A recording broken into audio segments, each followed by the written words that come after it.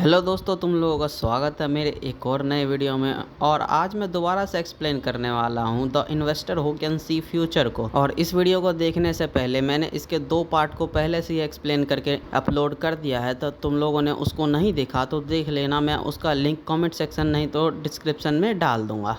तो चलो अब बिना किसी देरी के इस पार्ट की शुरुआत करते हैं। इस पार्ट की शुरुआत होती है और हमें एक होटल का सीन दिखाया जाता है। और होटल के बाहर कुछ लोग किसी चीज़ को देख करके हैरान हो रखे होते हैं और बोल रहे होते हैं, वाओ ये देख तो भाई कितना बढ़िया लग रहा है ये। अब हमें दिखाया जाता है एक गाड़ी जिसके के ऊपर एक एनिमे का फिगर बन रखा होता है और उस पर लिखा होता है कुमी। और भाई ये गाड़ी और किसी की नहीं अपने टायक की होती है, जो कि एक पार्किंग वाले से बोल रहा होता है, चलो मेरी गाड़ी को पार्क कर दो। और भाई अपना जिनू उस गाड़ी में बैठे बैठे शर्मा रहा होता है और बोल रहा होता है, मैंने इस गधे को पहले ही कहा था मेरे को स्ट्रीट पे ही ड्रॉप कर दे, लेकिन ये मेरे को यहाँ तक लेकर के आ गया। इसके बाद ये लोग अपनी गाड़ी को पार्क करवा के होटल के अंदर जा ही रहे होते हैं, आपस में बात करते हुए कि पीछे से आवाज़ आती है, तुम लोग 3 मिनट लेट हो। और भाई ये आवाज़ सुनते ही टायर की फट जाती है। अब हमें दिखाया जाता है उसकी बहन को, जिसका कि नाम ओ ह्यूजिन होता है। ह्यूंजो बोलती है, जिन्हू तुम भी यहाँ पे आए हो, तुमसे मिले हुए बहुत लंबा समय हो गया। जिन्हू बोलता है, ये बहुत लंबा समय हो गया सिस, जब हम मिले थे आपस में। ह्यूंजो बोलती है, लेकिन ये सब कुछ ठीक है, आखिर तुम्हारी मिलिट्री सर्विस कैसी गई?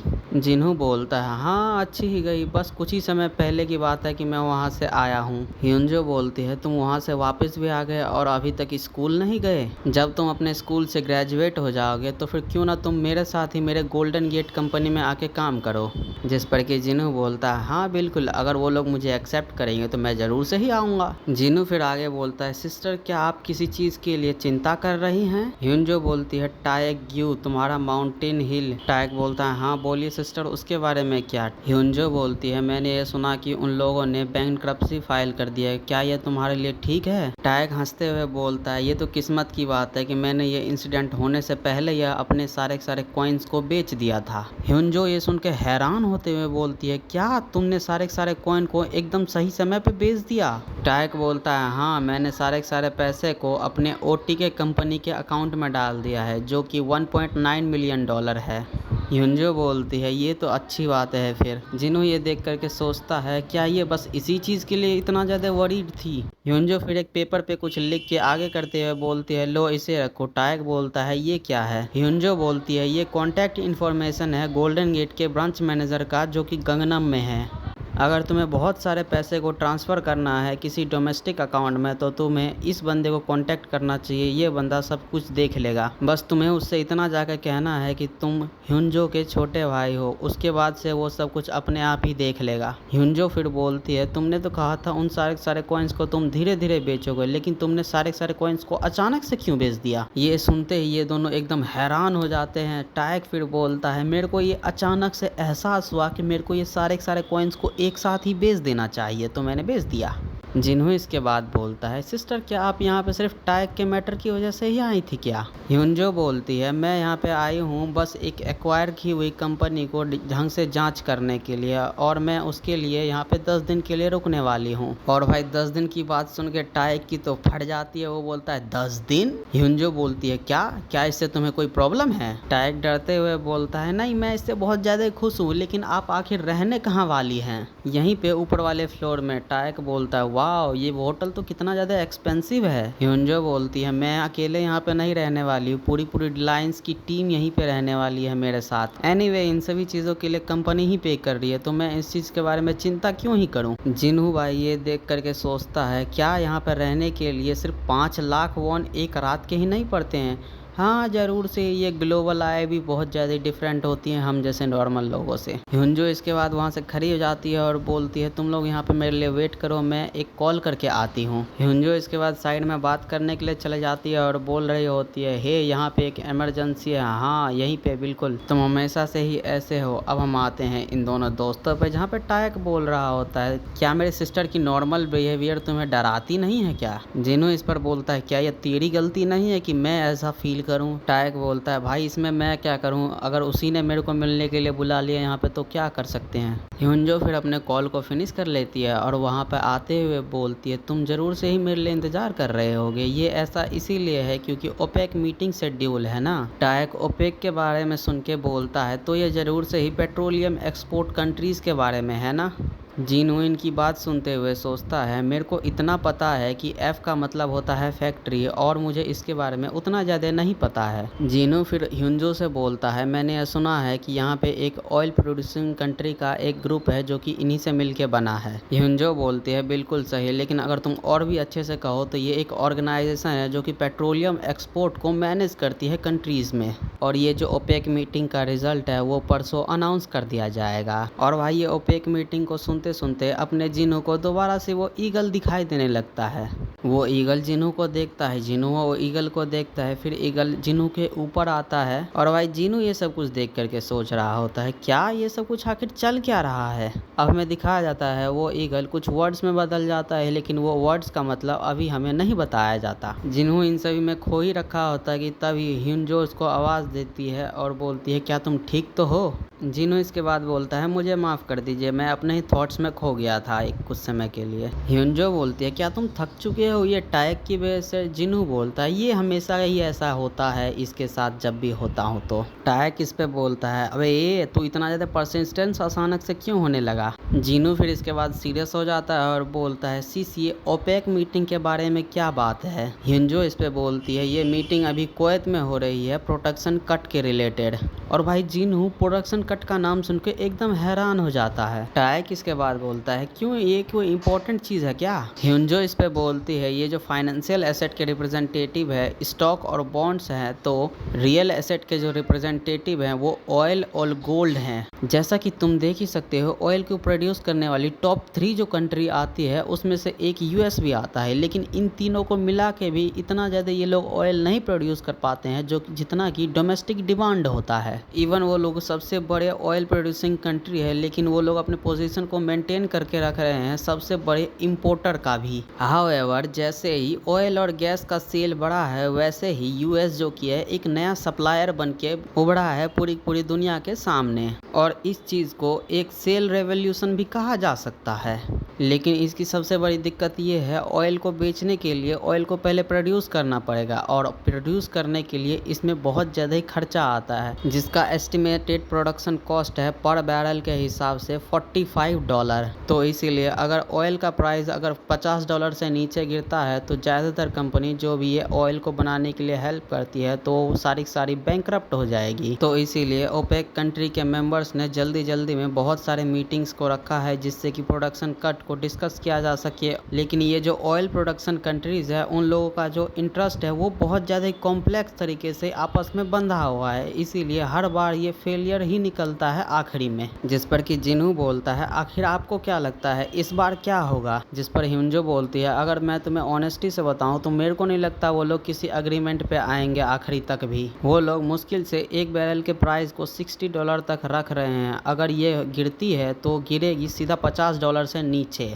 जिनो इस पर बोलता है क्या हो अगर उनके बीच में एग्रीमेंट हो जाए तो फिर क्या होगा। ह्युंजो इस पर बोलती है अगर ऐसा हो जाता है तो ऑयल प्राइस जो कि है स्काई रॉकेट हो जाएगी और मार्केट तो एकदम खुशी हो जाएगा, लेकिन ऐसा होने के चांसेस बहुत बोले तो बहुत ज़्यादा ही कम है। जीनो इस पर बोलता है स्टिल क्या आपको लगता है कि वो लोग किसी एग्रीमेंट पे आएंगे इस बार। ये सुनते ही ह्युंजो हैरान होकर के बोलती है लेकिन आखिर तुम ऐसा क्यों सोचते हो। जीनो अपने मन में सोचता है ओह मैंने बिना सोचे बोल दिया। जीनो अपने बात को फिर कवर करते हुए बोलता है अगर वैसा हो जाता है तो ये हमारे लिए बहुत ज़्यादा ही अच्छा होगा। ह्युंजो इस पर मुस्कुराते हुए बोलती है ये अच्छा है, लेकिन उम्मीद और आशा दोनों ही एक दूसरे से बहुत ज़्यादा ही अलग होती हैं। अब में दिखाया जाता है वो लोग होटल से निकल चुके होते हैं जहाँ पे गाड़ी में बैठे हुए अपना जीनू सोच रहा होता है अगर ओपेक प्रोडक्शन कट एग्रीमेंट वैसा ही जाता है जैसा कि मैंने देखा था तो ऑयल के जो प्राइसेस हैं वो स्काई रॉकेट हो जाएगा। तो फिर क्या होगा अगर हम क्रूड ऑयल को एडवांस में ही बाय कर ले। अगर भविष्य में ऐसा सच में होने वाला है तो उससे पहले ऑयल को खरीद लेना मेरे लिए बहुत ज़्यादा प्रॉफिट वाली बात है। मोर्टार के एक्सप्लोजन को पहले से ही प्रिडिक्ट कर लेना और माउंटेन हिल की बैंकरप्सी, दोनों ही प्रेडिक्शन एकदम सही गई। तो ऐसा हो सकता है ये ओपेक प्रोडक्शन कट एग्रीमेंट की जो प्रेडिक्शन थी वो भी एकदम सही जाए। लेकिन दिक्कत की बात ये, मेरे पास उतना ज़्यादा पैसा नहीं है। मैंने अभी कुछ समय पहले ही एक लीज़ एग्रीमेंट को साइन किया है और मैंने प्लान किया है कि अपनी मॉम को 100 मिलियन वॉन दे दूं। तो इन सभी कामों में मेरे पैसों को यूज़ करने के बाद मेरे पास सिर्फ़ और सिर्फ बचते हैं 275 मिलियन वॉन। 700 मिलियन वॉन जो कि है वो टायक के अकाउंट में है। क्या मैं वो सारे सारे एक बार में ही इन्वेस्ट कर दूं? लेकिन तभी टायक बोलता है, क्या ये दोबारा से हुआ जब तुम मेरे सिस्टर से पहले बात कर रहे थे? जीनू इस पर अपने मुंह को दूसरी तरफ मोड़ते हुए बोलता है, इस बंदे के पास कितना है शार्प सेंस है प्रेडिक्शन करने के लिए। टायक इस पे बोलता है, तूने देखा ना, चल जल्दी से मेरे को बता अब। जीनू को इसके बाद अपने दिमाग में कुछ क्लिक होता है और सोचता है, यहाँ पे एक और रास्ता है मेरे पास पैसा कमाने का। टायक इसके बाद बोलता है, तेरा मतलब ये है तूने ओपेक प्रोडक्शन कट एग्रीमेंट को लेकर के फ्यूचर देखा, और अगर ऐसा सच में होने वाला है, ऑयल प्राइसेस सच में बढ़ने वाले हैं, तो चल जल्दी से हम एडवांस में ही खरीद हैं। जीनू इस पर बोलता है, बिल्कुल सही, मेरे को ये बहुत ज़्यादा खुशी हो रही है कि तू मेरी बातों को इतनी आसानी से समझ गया। हाँ। टायक इसके बाद बोलता है, लेकिन क्या तू ऑयल खरीदने वाला है? क्या उन सारे ऑयल बैरल्स को अपने घर में जमा के रखेगा? इसके बाद हमें सीन शिफ्ट होकर के इनके घर का सीन दिखाया जाता है, जहाँ पे जीनू पीसी पे बैठ करके अपने कंप्यूटर को देखते हुए बोल रहा होता है, ह्यूंजी के हिसाब से WTI मुश्किल से $60 पर बैरल के रेट को होल्ड कर। टायक ये सुनने के बाद बोलता है, क्या ये इतना ज़्यादा सीरियस है? मैंने भी वो एक्सप्लेनेशन सुना था जो कि सीस ने कहा था, लेकिन वो मेरे को इतना ज़्यादा इम्पैक्टफुल नहीं लगा। क्रूड ऑयल को सिर्फ और सिर्फ फ्यूल ही यूज़ नहीं किया जाता, इसको वेरियस इंडस्ट्रीज़ में अलग अलग कामों के लिए यूज़ किया जाता है। अगर प्राइस इंक्रीज होती है तो इसका एक बहुत बड़ा इम्पैक्ट पड़ेगा ऑयल प्रोडक्शन प्राइस पे। जिन्हों इसके बाद टायक से पूछता है, आखिर तेरे पास अभी कितना बचा हुआ है? टायक बोलता है, मैं तेरे को अभी 500 मिलियन ट्रांसफ़र करता हूँ, और अब मेरे पास बचता है $11.9 मिलियन, और इसमें से तेरा शेयर आता है $6,70,000। तो अब सिर्फ एक ही काम बचता है, WTI। आखिर मैं तेरे को कहाँ से बाय करूँ? जिन्हों इस पर बोलता है, न्यूयॉर्क मर्सेंटाइल एक्सचेंज पे। और तू इस चीज़ के बारे में इतना ज़्यादा एक्साइटेड क्यों है बे? जिन्हों इसके बाद बोलता है, मेरे को नहीं पता आखिर आगे क्या होने वाला है, तो अभी के लिए हम बस $3 मिलियन को ही इन्वेस्ट करते हैं। टायक बोलता है, तो फिर मेरे लिए भी कुछ बाय कर दियो। जिन्हों बोलता है, आखिर तुझे कितना खरीदना है? टायक बोलता है, चल अभी के लिए सिर्फ और सिर्फ 10 मिलियन ले ले। जिन्हों बोलता है, 10 मिलियन वॉन ना? टायक बोलता है, नहीं बे, $10 मिलियन। जीनू ये सुनने के बाद तो भाई गुस्सा हो जाता है, ये चिल्लाते हुए बोलता है, ये कोई छोटा अमाउंट नहीं है, क्या तू पागल हो चुका है? टायक बोलता है, तो फिर 5 मिलियन ले ले। जीनू बोलता है, क्या तेरे पास कहीं से पैसों की बाढ़ आ गई है क्या? जीनू टायक से बोलता है, टायक मैं इस चीज़ के लिए बिल्कुल भी श्योर नहीं हूँ। टायक बोलता है, तूने एकदम क्लियर फॉरसाइट देखा था ना? जीनू इस पर बोलता है, आखिर ये अचानक से एक प्रेडिक्शन कैसे बन गई बे? टायक इस पर बोलता है, चल 3 मिलियन ले ले, और ये मेरी बॉटम लाइन है, अब इससे नीचे मैं नहीं जाने वाला हूँ। भाई देख रहे हो कितना अमीर लौंडा है, अंबानी मेरे। जीनू बोलता है, तुझे जो करना है वो कर, मेरे को उससे क्या। जीनू इसके बाद अपने मन में सोचता है, ये जो प्रोडक्शन कट एग्रीमेंट है, मार्केट इसको पहले से ही प्रेडिक्ट कर रहा है कि ये फेल होगा, और ये एक्सपेक्टेशन पहले से ही दिख रहा है प्राइसेस के ऊपर, और ऑयल प्राइस पहले से ही इतना गिर चुका है जितना कि वो गिर सकता है। इवन वो लोग भले ही फेल हो जाए, लेकिन मार्केट का ड्रॉप एकदम सिग्निफिकेंट रहेगा। अगर मैं गलत भी रहता हूँ तो मैं बस एक छोटा सा लॉस करूँगा और सारी चीज़ों को सेल कर दूँगा। ये कुछ ऐसा नहीं है जिसको कि मैं बहुत अच्छे से जानता हूँ, और इसका बेस एक अनसर्टेन इन्फॉर्मेशन है, बस कुछ फिंगर फ्लिक्स एक छोटे से स्टूडियो में। और इसी के साथ चलो शुरुआत करते हैं इन्वेस्टमेंट की। टायक इसके बाद स्क्रीन को देखते हुए बोलता है, क्या तूने सच में खरीद लिया? जीनू बोलता है, हाँ। टायक बोलता है, अब हमें आगे क्या करना है? जीनू बोलता है, अभी तो बस हमें इंतज़ार करना है जब तक ये मीटिंग ख़त्म ना हो जाए और रिजल्ट अनाउंस ना हो जाए। और भाई इसी के साथ शुरुआत होती है अपने MC का एक इन्वेस्टर बनने का रास्ता। अब हमें सीन शिफ्ट होकर के दिखाया जाता है, जहां वुजिन ने 2 रूम वाले एक विला को खरीद लिया होता है, और इसके लिए उसको 120 मिलियन देना पड़ा है। और ये बिल्डिंग थोड़ी सी पुरानी सी है, लेकिन ये वॉलपेपर और इंटीरियर एकदम नया जैसा कर दिया गया है, जिसकी वजह से ये क्लीन तो है अंदर से। जिन्हों इसके बाद अपने मॉम से पूछता है, मॉम आपको क्या ये घर पसंद आया? जिन्हों की मॉम बोलती है, हाँ बिल्कुल, इसमें 2 रूम है, सनलाइट भी बहुत अच्छी आ रही है, तो ये अच्छा ही है एक तरीके से। जिन्हों अपनी मॉम को देख करके सोचता है, अगर मैं थोड़े और पैसे खर्च कर लेता तो हमें कुछ अच्छा सा घर मिल जाता रहने के लिए, लेकिन अभी भी मुझे इस बात की खुशी है कि आपको ये घर बहुत ज़्यादा ही पसंद आया। अब में दिखाया जाता है जब जिनू की मॉम सारे सामान को अनपैक कर रही थी, तब उसको एक फ़ोटो मिलता है। जिनू अपने मॉम के पीछे आता है और अपने फादर की फ़ोटो देख करके सोचता है, जैसे जैसे हमारा घर छोटा होता गया वैसे वैसे मेरे फादर की बिलोंगिंग अपनी जगह खोती गई।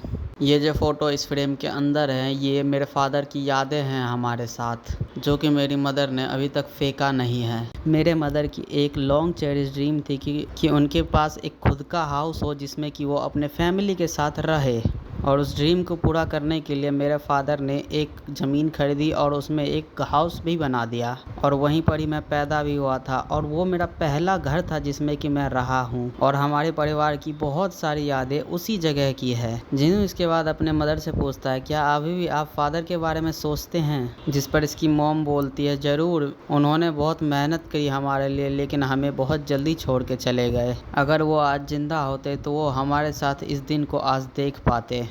अब में दिखाया जाता है एक बहुत प्यारा सा मोमेंट, और ये मोमेंट को भाई देखते देखते इसकी मॉम रो पड़ती है, लेकिन फिर अपने आंसुओं को छुपाते हुए बोलती है, मुझे लगता है मुझे इस हाउस को एक और बार क्लीन कर लेना चाहिए। जिनू, तुम अपने रूम में जाओ और अपने सामान को अनपैक करने लग जाओ। जिनू भी ये सुन के बोल देता है, चलो ठीक है मॉम, मैं अपने सामान को अनपैक करने जा रहा हूँ। इसके बाद हमें कुछ समय बाद का सीन दिखाया जाता है जहाँ पे साफ सफाई हो चुकी होती है और ज़्यादातर सामान ये लोग जो लाए होते हैं उसको जमा दिया होता है। जिनू फिर काउंट करते हुए बोलता है, मुझे कुछ सामान अभी इमीडिएटली खरीदने की ज़रूरत है, जैसे कि washing machine, refrigerator, dining table, bed. हमें ये सारी चीज़ें एकदम नई खरीदनी पड़ेगी।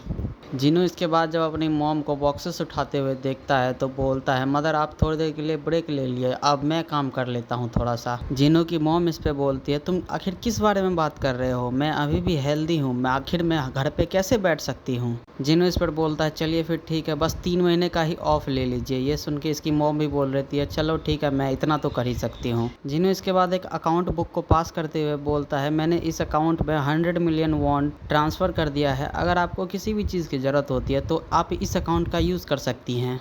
जिनू की मॉम तो पहले तो हैरान होती है कि जिनू उसको 100 मिलियन वॉन दे रहा है, लेकिन फिर गुस्सा करते हुए बोलती है, तेरे पास सडनली थोड़े से पैसे क्या आ गए? तू हर किसी को यूं ही पैसे बांटता फिर रहा है, क्या तू पागल हो चुका है? जिनू इस पर बोलता है, आप कोई भी कैसे हो सकती हैं, आप मेरी मदर हैं। जिनू की मॉम बोलती है, तुम्हें ये सब कुछ करने की ज़रूरत नहीं है, तुमने इस पैसों को बचाया है तो तुम अपने लिए इस्तेमाल करो ना, इसको जमा कर लो ताकि तुम बाद में एक हाउस खरीद सको, या फिर अपने वेडिंग फंड के लिए भी तुम बचा सकते हो।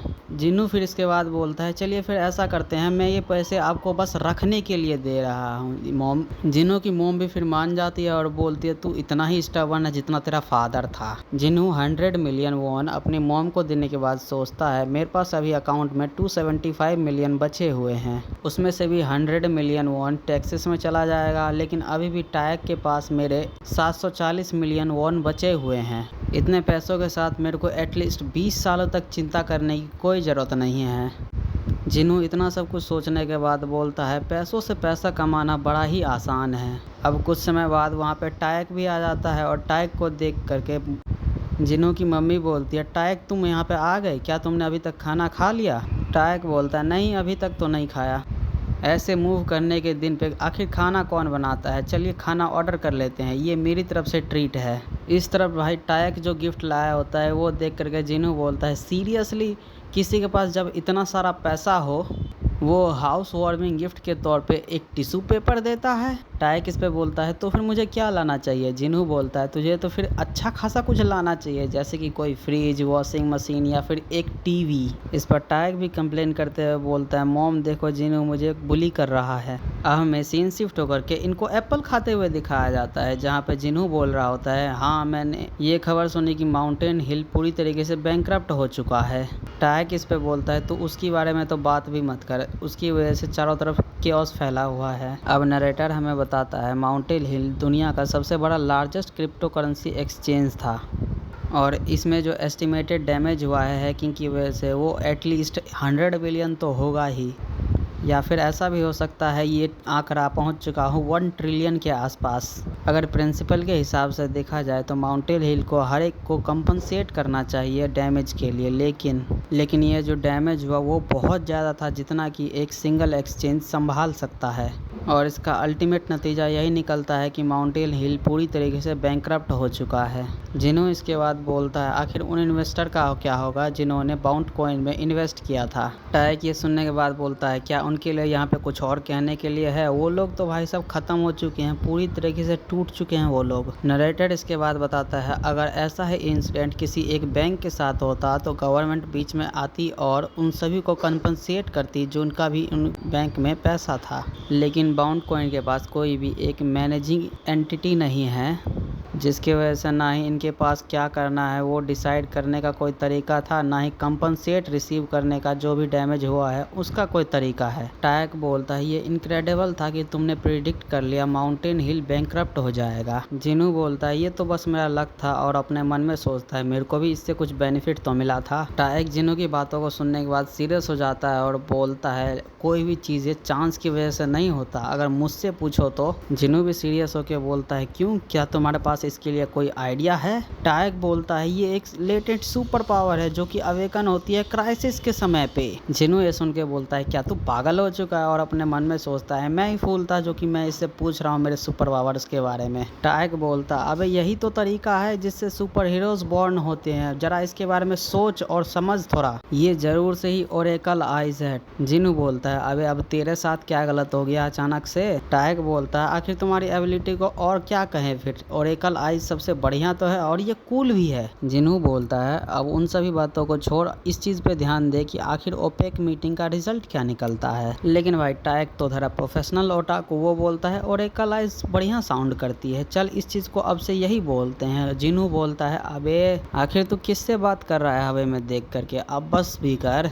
अगर इस बार की ये ओपेक मीटिंग वाली बात सही निकलती है तो मैं तेरे इस बात पे भरोसा कर लूँगा, लेकिन अगर ये बात गलत निकलती है तो मैं बस ये मान लूँगा ये मेरी ही गलती थी कि जैसा कि उस मिलिट्री डॉक्टर ने कहा था कि मेरे को हेलुसिनेशन हो रहा है। टायक बोलता है अगर ये ओपेक वाली बात एकदम सही निकलती है तो मैं तेरे को अब से ओरेकल आइज कहना शुरू कर दूंगा। जिनो बोलता है चल ठीक है, तेरे को जो कहना वो कह लियो मेरे को। अब यहाँ से सीन शिफ्ट होकर के हमें अगले दिन का सीन दिखाया जाता है जहाँ पे जिनो आया होता है टायक के अपार्टमेंट में और बोल रहा होता है ओपेक मीटिंग का रिजल्ट आज ही आने वाला है ना, आखिर ह्यूनजी ने क्या कहा? टायक बोलता है उन्होंने कहा कि रिजल्ट को कल पब्लिश कर दिया जाएगा। जिनू ये सुनने के बाद एक बेताब बच्चे की तरह बोलता है सच में ये लोग इस चीज को इतना ज्यादा आगे खींच रहे हैं? जिनू ये बोलते बोलते अपने मन में सोच रहा होता है क्या सभी चीजें एकदम सही से चल रही है? मेरे को एक बहुत बुरी फीलिंग सी आ रही है। मार्केट में 3% की और गिरावट आ गई है जहां से हमने बाय किया था। देखा जाए तो ये हमारे लिए 100 मिलियन का लॉस है, लेकिन ये अभी भी चले जा रहा है। क्या मैंने किसी चीज को मिसकैलकुलेट तो नहीं कर लिया ना? जिनो फिर टायक से पूछता है क्या तुम ठीक तो हो? अब भाई साहब इस प्लॉट पे मैं अपना एक कमेंट देना चाहूँगा। भाई ये ऐसा ही हमारे साथ भी होता है, अगर हम भी किसी चीज़ के लिए पैसा लगाते हैं तो भाई हमें भी नींद नहीं आती है। देख रहे हो ये कितना ज़्यादा रिलेटेबल हो रहा है एकदम रियल लाइफ से। इसको भी ना चैन नहीं हो रहा है क्योंकि भाई इसका पैसा लगा है, कहीं पैसा डूब ना जाए इस चिंता इसको खाए जा रही है। अब हम आते हैं स्टोरी पे जहाँ पे टायक बोल रहा होता है हमें ओरेकल आइज मिल गई थी ना। जिनू बोलता है ए ओरेकल आइज हमारी कैसे हो गई बे, वो तो मेरी है ना। टायक बोलता है बस तू अभी के लिए गेम खेल, हमें चीजें कल पता चल ही जाएगी। जिनू बोलता है आखिर कौन सा गेम खेल रहा है तू? टायक बोलता है ये एक डेटिंग स्टिमुलेशन गेम है। जिनू भाई साहब गेम खेलते खेलते सोच रहा होता है मेरे को अचानक से 1.24 बिलियन वॉन कहीं से मिल गया। अगर मैं ध्यान से सोचूं तो इतना पैसा मेरे बचे हुए ज़िंदगी को जीने के लिए एकदम काफ़ी है। अगर मैं उन सभी पैसों को एक साथ एक ही बार में वेस्ट कर दूंगा तो मैं पूरी तरीके से टूट जाऊंगा। और भाई ये गेम खेलते खेलते टायक जिनों को परेशान करे जा रहा होता है, पहला ऑप्शन चूज़ कर, ये कर वो कर, अबे क्या कर रहा है ये बोल बोल के। अब हम आते हैं दोबारा से जिनों की थिंकिंग पर जहाँ पे वो सोच रहा होता है कुछ लोग इतने पैसों को लेकर के जाते हैं और लॉटरी जीतने की कोशिश करते हैं, लेकिन 10 साल में दोबारा से होमलेस बन जाते हैं। अगर मैं चाहता हूँ ऐसा मेरे साथ ना हो तो मुझे शार्प रहना पड़ेगा, लेकिन अब जब मेरे पास इतना पैसा है तो मैं सोचना स्टार्ट कर चुका हूँ कि मेरे को ये ट्विटरिंग की जॉब तो करनी नहीं पड़ेगी। जिनू भाई ये सोचते सोचते सो ही जाता कि तभी टायक उसको आवाज़ देती है ए जिनू जल्दी सा उठ। जिनू बोलता है क्या हुआ? टायक बोलता है ओपेक मीटिंग का रिजल्ट बाहर आ गया। ये सुनते ही भाई जिनू की सारी नींद भाग जाती है, वो सीधा मोबाइल खोलता है और रिजल्ट चेक करने लगता है। और भाई जिनू रिजल्ट को देख करके सोचता है ये सच में हो रहा है, प्रोडक्शन कट एग्रीमेंट सच में कामयाब हो गया। लेकिन आखिर WTI के प्राइस का क्या? ये $73 पे आ गया, ये इतना ज़्यादा स्काई रॉकेट हो गया बस कुछ ही मिनट में। जीनू फिर टायक से बोलता है अपने अकाउंट को चेक कर, मैंने सिर्फ प्रेडिक्ट किया था प्रोडक्शन कट को, मुझे नहीं पता इसके आगे क्या होने वाला है, तो सब कुछ अभी के अभी सेल कर दे। टायक बोलता है चल ये तो हो गया। जीनू बोलता है आखिर हमने कितना बनाया। टायक बोलता है चल मुझे देखने दे, ये है $6,30,000। अगर ये वॉन में कन्वर्ट किया जाए तो ये बनता है $700 मिलियन, और इसमें से तेरा शेयर है $60 मिलियन, और अगर पहले का 740 मिलियन जोड़ दिया जाए तो ये टोटल हो जाता है $800 मिलियन। क्या मैं तेरे को ये टोटल अभी के अभी ट्रांसफर कर दूं? टायक इसके बाद बोलने लगता है मेरे को इस चीज़ में $10 मिलियन इन्वेस्ट करना चाहिए था। जीनू बोलता है अबे हमेशा हर कोई ऐसा ही कहता है जीतने के बाद। टायक बोल ये तीसरी बार नहीं है। जीनू बोलता है तीसरी बार क्या? टायक बोलता है पहले वो बॉम्ब फटने वाला इंसिडेंट, और फिर माउंटेन हिल बैंकरप्ट वाला इंसिडेंट, और अब ये प्रोडक्शन कट वाला इंसिडेंट। अगर ये तेरा लक होता तो ये बस 1 या 2 बार होता, तीसरी बार नहीं, लेकिन ये ऑलरेडी तीसरी बार है। तेरी भविष्यवाणी एकदम सही निकल गई बे। जिन्हों ये सुन के बोलता है सच में मेरे पास सुपर पावर्स आ गई है जैसा कि उन फिल्म्स और कॉमिक्स में होता है। इसके बाद टायक हमें एकदम डिटेल में एक्सप्लेन करता है, और वो बोलता है जब लोग सुपर पावर्स के बारे में सोचते हैं तो वो क्या इमेजिन करते हैं, उड़ना, या फिर कोई एक बड़ी बिल्डिंग को अपने एक ही हाथ से तोड़ देना, या फिर अपने साइकिक पावर से ऑब्जेक्ट्स को कंट्रोल करना। अगर इन सभी पावर्स के साथ फोरसाइट को कंपेयर करोगे तो इनके सामने फोरसाइट कुछ भी नहीं लगता है। लेकिन अगर तुम ध्यान से सोचोगे तो तुम उड़ सकते हो सिर्फ एक एरोप्लेन में बैठ करके, और किसी बिल्डिंग को ढा सकते हो एक जेसीबी की हेल्प से। ये सभी सुपर पावर रिप्लेस करी जा सकती है मशीन्स की हेल्प से, लेकिन ये जो भविष्य देखने वाली ताकत है इसको बिल्कुल भी रिप्लेस ही नहीं किया जा सकता। भले ही तुम ये कंप्यूटर और ये एआई को कितना भी डेवलप कर लो इन दिनों में, लेकिन फ्यूचर को देखना एकदम इम्पॉसिबल है। इलेक्ट्रॉनिक्स, स्पोर्ट्स, नेचुरल डिजास्टर और भी बहुत क्या हो, अगर तुम इन सभी चीज़ों को एकदम एक्यूरेटली प्रिडिक्ट करने लग जाओ तो ये सुन के जिनू सोचता है ये तो एक अनबिलीवेबल एबिलिटी हो जाएगी फिर। लेकिन आखिर ये स्टार्ट कब हुआ? टायक बोलता है मैंने तुमसे कहा था ये एक लेटेंट सुपर पावर है जो कि अवेकन होती है क्राइसिस के समय पे, और अगर इसको दूसरे वर्ड्स में कहा जाए तो तुम्हारी अवेकनिंग हो चुकी है। जीनू इस पे बोलता है लेकिन आखिर ये इतनी रिसेंटली अपेयर होना क्यों शुरू हो गई? जीनू इसके बाद अपने मन में सोचता है अगर मैं फ्यूचर को ऐसे ही देख सकता हूँ पहले की तरह तो मुझे एक कसिनो में भागना चाहिए और वहाँ पे बहुत सारा गेम खेलने चाहिए जिससे कि मैं अमीर बन सकूँ। अगर मैं भले ही कसिनो ना जा पाऊँ लेकिन यहाँ पे कुछ और तरीके हैं जिससे कि मैं पैसे कमा सकता हूँ। लेकिन उस दिन के बाद से मेरे को कुछ दिखा ही नहीं दिया था, इसलिए मैंने सोचा कि वो बस एक मिसअंडरस्टैंडिंग थी और मैं उससे मूव ऑन कर गया। जीनू इसके बाद टायक से बोलता है लेकिन आखिर मैं दोबारा से उन सभी चीज़ों को देखना क्यों शुरू कर चुका हूँ? टायक इस पे बोलता है तुमने उस चीज़ को देखा तब जब मैं तुमसे बिटकॉइन के बारे में बात कर रहा था, और जब मेरी सिस्टर ओपेक मीटिंग के बारे में बात कर रही थी तब तुमने देखा था। क्या ऐसा हो सकता है तुम्हारी फोरसाइट वाली एबिलिटी फाइनेंस से रिलेटेड हो? ये सुन के जिन्हें बोलता है ये कोई अंडरस्टैंडेबल आइडिया नहीं है, लेकिन आखिर मोर्टार एक्सप्लोजन के बारे में क्या? फिर टायक इस पे बोलता है ये जरूर से ही एक एक्सेप्शन होगा क्योंकि वो तुम्हारी लाइफ थ्रेटनिंग सिचुएशन थी। लेकिन तभी टायक को कुछ क्लिक होता है और वो अपने चेयर को रोल करते हुए पीसी के पास जाते हुए बोलता है आखिर एक्सप्लोजन के बाद क्या हुआ था? जिन्हें बोलता है क्या? टायक बोलता है क्या एक बड़ी न्यूज नहीं है हमारे लिए? टायक इसके बाद अपने पीसी में सर्च करते हुए बोलता है मुझे पता था ये इंसिडेंट रिलेटेड है मिलिट्री प्रोक्यूरमेंट करप्शन से। वो एक्सप्लोडेड KM-188 पूरी तरीके से डिफेक्टिव था शुरुआत से ही। इसकी वजह से ना ही हुआन प्रिसीजन केमिकल्स बल्कि KM-188 का सप्लायर भी क्रैश हो गया। लेकिन इसके साथ ही डिफेंस कॉन्ट्रैक्टर के स्टॉक प्राइसेस में भी बहुत ज़्यादा गिरावट आ गई। तो ये भी क्या सिर्फ और सिर्फ फाइनेंस से ही रिलेटेड नहीं था? जिन्हों इस पे बोलता है तुम बिल्कुल भी गलत नहीं हो, लेकिन तुम जिस तरीके से सोच रहे हो उस तरीके से इस दुनिया में जितनी भी चीज़ें हैं वो डायरेक्टली या फिर इनडायरेक्टली कनेक्टेड है सीधा फाइनेंस से। अब हमें थोड़ी देर बाद का सीन दिखाया जाता है जहाँ पर जिन्हों चिल्लाते हुए बोल रहा था मेरे को एक आइडिया आया। टायक बोलता है इसके बारे में क्या ख्याल है? जिन्हों बोलता है जब तू इस तरीके से बोलता है ये बिल्कुल ही एकदम नॉनसेंस होता है, लेकिन फिर भी चल बोल दे। भले ही मेरे को इस चीज़ से एक बैड फीलिंग आ रही है लेकिन चल जाने दे उस चीज़ को। मैं तेरे को कैपिटल प्रोवाइड करता हूँ, तू मेरे को सुपर पावर प्रोवाइड कर और हम दोनों इन्वेस्ट करेंगे और जब प्रॉफिट हो जाएगा तो प्रॉफिट को 50-50 बांट लेंगे। इसके बारे में क्या ख्याल है? जिन्हों ये सुन के बोलता है ये तो कितना अच्छा ऑफर है, मैं तो भाई एकदम खुश हो गया। लेकिन क्या हो अगर हम लॉस में चले गए तो क्या मैं हाफ रिस्पॉन्सिबल होऊंगा लॉस का। टायक इस पे बोलता है क्या तेरे पास इस चीज़ को रिपे करने के लिए पैसे भी हैं, अगर नहीं है तो हम इस चीज़ के बारे में कुछ भी नहीं कर सकते। जिनू इसके बाद सोचता है लॉसेस जितने भी होंगे वो पूरी तरीके से कवर हो जाएंगे टायक के मैरिज फंड से, क्या हमें ऐसा एक कॉन्ट्रैक्ट भी बनाना चाहिए। टायक बोलता है ये पूरी तरीके से गैम्बलिंग है, क्या ये पॉसिबल भी हो सकता है, जरा इसके बारे में सोच। जिनू इस पे बोलता है अगर ये पॉसिबल होता तो मैं ये जरूर से ही करता, लेकिन यहाँ पे रियलिटी में एक बहुत बड़ी प्रॉब्लम है। तुम जो कह रहे हो भले ही सच हो, ये एक सुपर पावर हो सकती है, लेकिन यहाँ पे कोई गारंटी नहीं है कि ये 100% एक्यूरेट ही हो। क्या हो बस सिर्फ ये इतना दिखाती हो कि आखिर फ्यूचर में क्या हो सकता है जिसकी हाई पॉसिबिलिटी है रैंडम तरीके से। इन्वेस्टिंग करना सिर्फ और सिर्फ फॉरसाइट के भरोसे ये पूरी तरीके से पागलपना है। इन्वेस्ट करने के लिए पूरी तरीके से इन्फॉर्मेशन की ज़रूरत पड़ती है और सोर्सेज की, बिना उसके मेरी इन्फॉर्मेशन एकदम यूजलेस है। और क्या हो अगर मैं बार बार राइट हूँ और एक बार रॉन्ग हो जाऊँ तो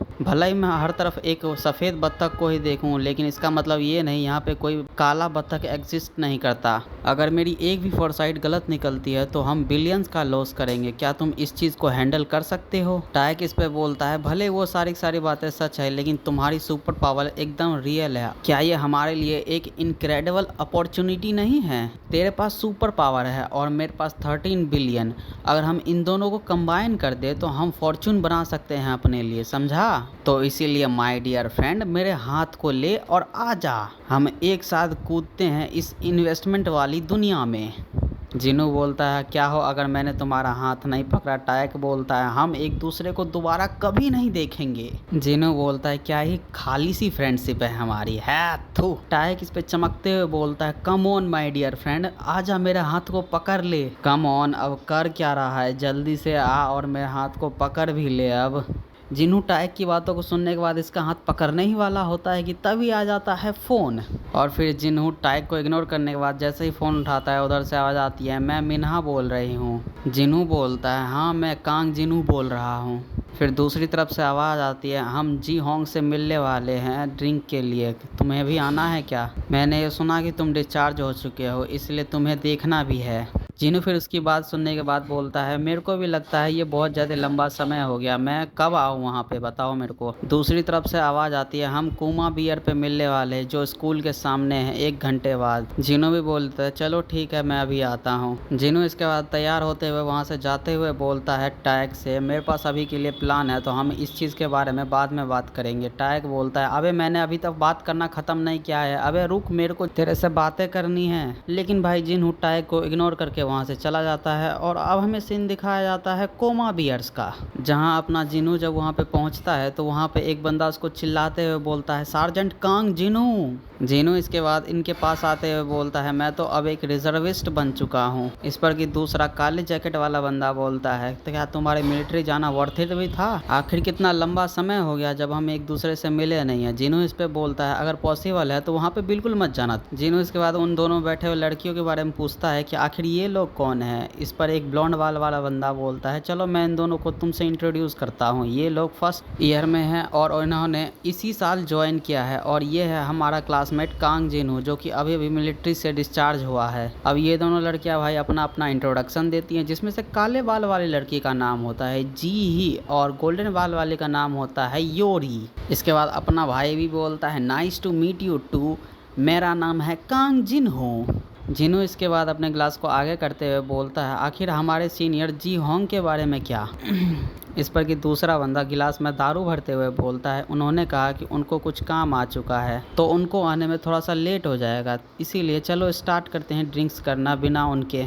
काले जैकेट वाला बंदा बोलता है क्या तुम दोबारा से स्कूल जाने वाले हो नेक्स्ट ईयर। जिनू बोलता है हाँ मैं इस चीज़ के बारे में सोच तो रहा हूँ। जिनू अब अपने मन में सोचता है मैंने अपने हाउसिंग और ट्यूशन के इशू को सॉल्व कर लिया है तो मेरे लिए अच्छा होगा कि मैं जितनी जल्दी हो सकता है उतनी जल्दी ग्रेजुएट हो जाऊँ। इसके बाद ये गोल्डन बाल वाली लड़की खड़ी होती है और बोलती है सीनियर चलो मैं आपको एक ड्रिंक सर्व करती हूँ। जिनू भी इस पे बोलता है सॉर। इसके बाद फिर से बोलती है क्या आप मेरे लिए भी एक गिलास बना सकते हैं। जिनू बोलता है बिल्कुल क्यों नहीं भाई। फिर भाई साहब जैसे ही जिनू ड्रिंक बनाता है ये एक ही घूंट में पूरा ग्लास घटक जाती है और भाई साहब दारू पीने के लिए इसको कॉम्प्लीमेंट भी मिलता है। अब फिर वहाँ पे वो सीनियर भी आ जाता है जिसके बारे में ये लोग बात कर रहे थे। अब ये जी होंग बंदा अपने जिनू के पास आता है और बोलता है तुम सभी कैसे हो। जिनू बोलता है वेलकम सीनियर। जी होंग बोलता है ये बहुत लंबा समय हो गया कांग जिनू, तुम पहले से ही डिस्चार्ज हो चुके हो, तुम्हें मुझसे कांटेक्ट करना चाहिए था जब तुम लीव पे थे। जीनू इस पे बोलता है तब के टाइम पे आप बिजी थे अपने लिए जॉब ढूंढने में। बिल्कुल सही बोल रहा हूँ ना मैं, लेकिन आखिर अभी आपका क्या चल रहा है। जी होंग बोलता है मैं बस अभी के लिए रुका हुआ हूँ। जिनू बोलता है मेरे को लगता है मैं उन सभी सीनियर से तो अच्छा ही हूँ जिन्होंने अपने लिए अब तक कोई भी जॉब नहीं ढूंढा है, और देखा जाए तो फाइनेंशियल सेक्टर में न्यू कमर्स के लिए बिल्कुल भी सीट, बहुत ही कम सीट खाली होते। इसके बाद वो सीनियर बोलता है सीवी तो ढंग से काम करता है लेकिन आईवी जो की है बहुत कम हायरिंग किया है इस साल, और अगले साल हो सकता है और भी कम करे। इसके बाद भाई सब ये लोग रिकंस्ट्रक्शन से लेकर के कुछ बातें करते हैं, और भाई ये बात कोई स्टोरी से रिलेटेड नहीं है तो इन लोगों को मत जानो, बस ये जान लो कि ये लोग अनएम्प्लॉय हैं अभी के टाइम पे और कुछ बंदे जॉब कर रहे हैं,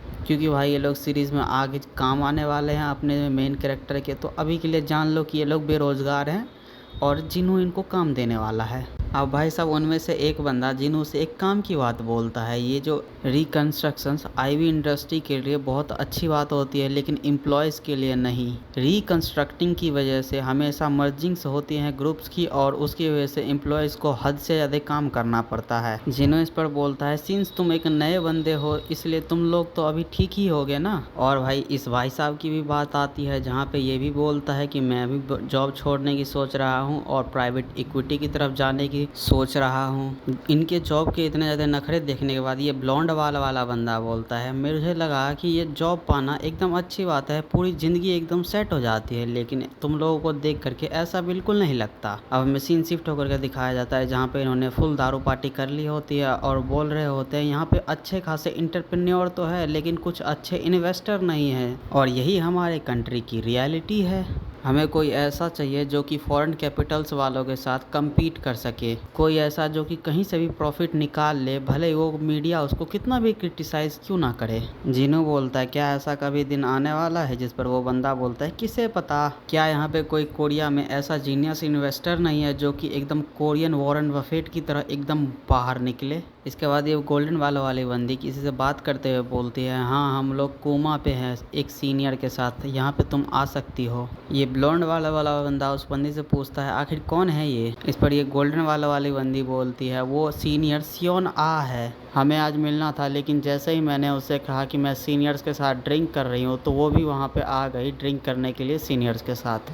और भाई सियोन आह का नाम सुन के ये सारे के सारे एकदम हैरान हो जाते हैं, और भाई सबसे ज़्यादा हैरान हुआ होता है अपना जिन्हू। उस गोल्डन वाली बंदी को दूसरा बंदा डांटते हुए बोलता है आखिर तुमने उस सियोन आह को क्यों बुलाया यहाँ पे।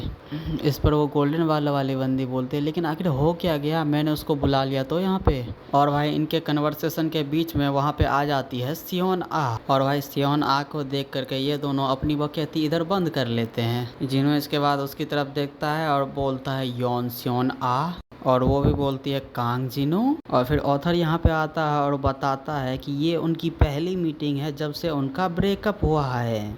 अब हमें दिखाया जाता है ये लोग एक टेबल पे बैठ जाते हैं जहाँ पे जिनू की एक्स बोल रही होती है हमारे मिले हुए 2 साल हो गए। जिनू बोलता है हाँ 2 साल बीत गए, तुम कैसी हो। जिनू की एक्स बोलती है हाँ मैं तो ठीक हूँ, तुम्हारी मिलिट्री कैसी गई। जिनू बोलता है हाँ मेरी भी अच्छी गई। जिनू बोलता है क्या तुम उस सीनियर से अच्छे से मिलजुल रही हो। जिनू की एक्स बोलती है हाँ हमारा तो अच्छा ही चल रहा है। अब जिनू हमें बताता है को जंग ह्यूंग हमारा एक सीनियर जो कि स्कूल फेस्टिवल के समय पे हमें विजिट करने के लिए आया था, जो कि तीसरा बेटा है जीएच कंस्ट्रक्शंस का, और ये एक मेजर कंस्ट्रक्शन ग्रुप है। मैंने उसे कुछ ही बार देखा है लेकिन वो हैंडसम है और उसके पास एक अच्छी पर्सनालिटी भी है। मेरे एनलिस्टेड होने के कुछ समय बाद ही मेरे को मिनियंग द्वारा सुनाई दिया कि सियोंग आह ने उस सीनियर को डेट करना शुरू कर दिया है। अब हम प्रेजेंट पे आते हैं जहाँ पे जिनू सियोंग को देखता है और बोलता है तुम पहले से काफ़ी ज़्यादा बदल चुकी हो, तुम पहले बहुत ज़्यादा होनेस्ट हुआ करती थी। सियोंग भी इस पे बोलती है लोग बदल ही जाते हैं समय के साथ, वैसे भी बहुत लंबा समय बीत गया हमारे मिले हुए, मुझे माफ़ कर दो दो कि मैंने तुमसे तब के टाइम पे ब्रेकअप कर लिया जब तुम हार्डशिप से गुजर रहे थे। जिनू भी इस पे बोल देता है उन सभी चीज़ों को भूल जा, वो सारी चीज़ें पास्ट में थी। सियोंग इसके बाद बोलती है जिनू मैं तुम्हें सच में बहुत ज़्यादा ही पसंद करती हूँ। और भाई ये सुनते ही अपना जिनू एकदम चिढ़ जाता है और बोलता है आखिर तुम किस चीज़ के बारे में बात कर रही हो। सियोंग बोलती है ये भले इस थोड़ा सा स्ट्रेंज लगे लेकिन ये सच्चाई है। जब से मैंने तुम्हें पहली बार देखा है तुम पहले से बहुत ज़्यादा ही अलग लगते हो और दूसरों से बहुत ज़्यादा ही डिफरेंट दिखते हो। मेरे को हमेशा से एक सेंस ऑफ कॉन्फिडेंस आता है जब भी मैं तुम्हें देखती हूँ, इसीलिए मैं तुमको बहुत ज़्यादा ही पसंद करती हूँ। जिनू इस पे बोलता है अगर ऐसी ही बात थी तो तुमने मेरे से ब्रेकअप क्यों किया। सियोंग बोलती है मैंने बस अपॉर्चुनिटी ग्रैब की जब मेरे को मिली थी तो। जिनू बोलता है कैसी अपॉर्चुनिटी, बस एक रिच गाय को डेट करने की। सियोंग बोलती है मैं अपने आप को डिफेंस करने के लिए कुछ भी नहीं कह सकती क्योंकि वो पहली मैं ही हूँ जिन्होंने हमारे रिलेशनशिप को ख़त्म किया था, लेकिन मुझे अपने ड्रीम्स को अचीव करना है। जिनू बोलता है ये ड्रामा करना बंद करो, आखिर तुम कहना क्या चाहती हो उस बारे में मेरे को क्लियर करो। सियोंग इस पे कुछ भी नहीं कहती है, एक छोटी सी स्माइल देती है और वहाँ से खड़ी होते हुए बोलती है मैं यहाँ से जा रही हूँ पहले। और जिनू उधर चिल्लाता रह जाता है मेरे को बताओ आखिर एग्जैक्टली तुम्हारी ड्रीम क्या है, मैं तुम किस बारे में बात कर रही थी। सियोंग इसके बाद जाने से पहले अपने जिनू की तरफ पलट के देखती है और वहाँ से चली जाती है। सियोंग के चले जाने के बाद जिनू एक चेयर पे बैठा रहता है और सोचता है 2 साल पहले मेरे फादर के फ्यूनरल को मैं रख सकूं उससे भी पहले हमारा घर हमसे छिन गया। हमारे रिलेटिव्स ने अपना पीठ दिखा दिया हमारी तरफ और उसी बीच में मुझे सियोंगा का ब्रेकअप का न्यूज़ आया। मुझे उस समय ऐसा फील हो रहा था कि मेरी पूरी दुनिया एक ही पल में उजड़ चुकी है। फिर मैंने बिना किसी इंतज़ार के आर्मी को ज्वाइन कर लिया। फिर उसके बाद मेरी मॉम अकेली रह गई और उनके पास कोई भी चॉइस नहीं बची कि सिवाय उसके कि वो टफ जॉब्स करे और अपने लिए कुछ लिविंग कमाए। और फिर उसके बाद टाइग की वजह से मुझे 1.24 बिलियन वॉन मिले और उसके बाद मैंने इन्वेस्टमेंट की से 60 मिलियन और बना लिए और उसमें से मेरे पास 1.3 बिलियन वॉन मेरे हाथों में आया। सक्सेस, हाँ सक्सेस आखिर होती ही क्या है, किसे कहते हैं सक्सेस। शायद से मैंने जो 1.3 बिलियन कमाया है उसे सक्सेस नहीं कहते हैं। अब भाई जिनू जब ये सारी बातें कह रहा होता है इसके सामने दोबारा से वो ईगल प्रकट होता है और भाई वो ईगल को देख करके बोलता है क्या तुम्हें भी ड्रिंक करना है, आखिर इस बार तुम मुझे क्या दिखाने वाली हो। और भाई साहब जिनू ये सब कुछ जब बोलता है तो ईगल हवा में जाती है और कुछ लेटर्स में बदल जाती है और वो लेटर्स को हमें अभी नहीं दिखाया जाता। और जिनू भाई उस लेटर्स को देख करके बोलता है तो ये है मेरा फ्यूचर। अब भाई साहब सीन शिफ्ट हो जाता है और हमें दिखाया जाता है टाइग के अपार्टमेंट पे जहाँ पे जिनू आ रखा होता है और बोलता है ए टाइग यू जल्दी से उठ। टाइग उठने के बाद बोलता है अरे मुझे बहुत ज़्यादा नींद आ रही है, आखिर तू मुझसे यहाँ पे मिलने के लिए क्यों आया है, तूने मेरे को क्यों जगाया, अगर तू ड्रंक है तो जा अपने घर जा। जिनू उस पर टाइग का हाथ पकड़ लेता है और टाइग ये देख करके बोलता है आउच आखिर तू कर क्या रहा है बे। जिनू इसके बाद बोलता है अब जब मैंने तेरे हाथ को पकड़ लिया है तो चल अब साथ में ये करते हैं। टाइग बोलता है अबे हम क्या करते हैं, तेरा मतलब क्या है। जिनू इस पे बोलता है सक्सेस, चल दोनों साथ में सक्सेस को पाते हैं। अब भाई साहब सीन शिफ्ट हो जाती है और सुबह का सीन दिखाया जाता है जहाँ पर जिनू अपना सर पकड़ते हुए बोलता है आखिर मैं यहाँ पे क्यों सो रहा हूँ। टाइग तभी पीछे से बोलता है क्या तू ठीक से सोया, मैंने तेरे लिए बर्गर ऑर्डर कर दिया है हैंगओवर के लिए। टाइग बोलता है कल रात कुछ हुआ था क्या तेरे साथ। जिनू ये सुनने के बाद कल रात की बातों को याद करता है और बोलता है मेरे को सच में ज़्यादा चीज़ें याद नहीं है। टाइग ये सुनने के बाद चिल्लाते हुए बोलता है क्या तेरे मतलब क्या है कि तेरे को कुछ याद नहीं है, कल तू क्या भूल गया था, तूने मेरे से प्रॉमिस किया था कि हम दोनों साथ में सक्सेस को पाएंगे।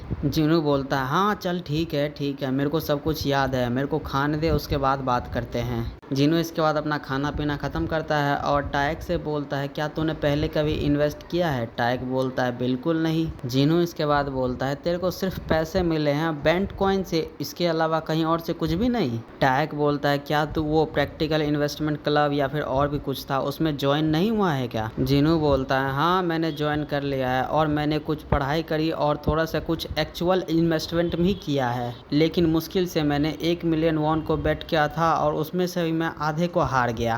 टाइक ये सुनने के बाद एक कार्टून सा फेस बनाते हुए बोलता है, क्या तूने बिजनेस की स्टडी नहीं किया है? क्या तूने कुछ भी नहीं सीखा इतने सालों में? जिनू बोलता है, अबे गधे, मैं वहाँ पर सिर्फ और सिर्फ 1 साल के लिए ही रहा हूँ और मेरे पास अभी जितनी भी नॉलेज है वो मैंने क्लब से ही हासिल किया है और कहीं से मेरे को कुछ भी नहीं मिला। लेकिन आखिर ये बता, तेरे अकाउंट में अभी पैसे कितने हैं? टाइक बोलता है, मेरे पास अभी $1.25 मिलियन है। जिनू बोलता है, आखिर वो 13.8 बिलियन वॉन का क्या हुआ? टाइक बोलता है, बिना तेरे हिस्से के उसमें से सिर्फ 13 बिलियन मेरा है। जिनू भाई 13 बिलियन वॉन का नाम सुन के बोलता है, ये इतना पैसा है जो कि एक रेगुलर बंदा अपनी पूरी जिंदगी में नहीं कमा सकता।